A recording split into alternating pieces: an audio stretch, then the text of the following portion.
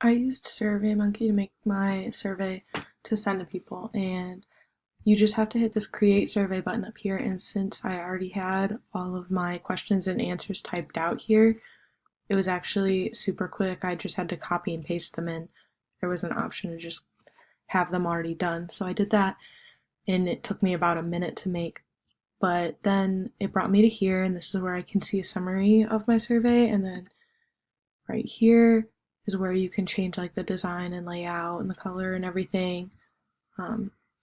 Here's just a preview of it.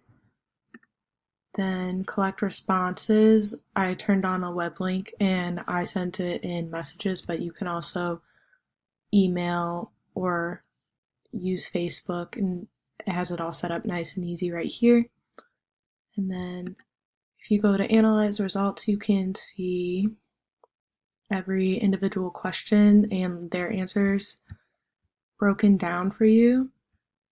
And then you can also save them or change them. If you save and you add it to your dashboard, you can see I already made a dashboard. And then you can go to present results, and that's where your dashboard is. So that's a really easy way to save it. And then you can make it where other people can see it and share it, or you can leave the shareable link off so only you can see it.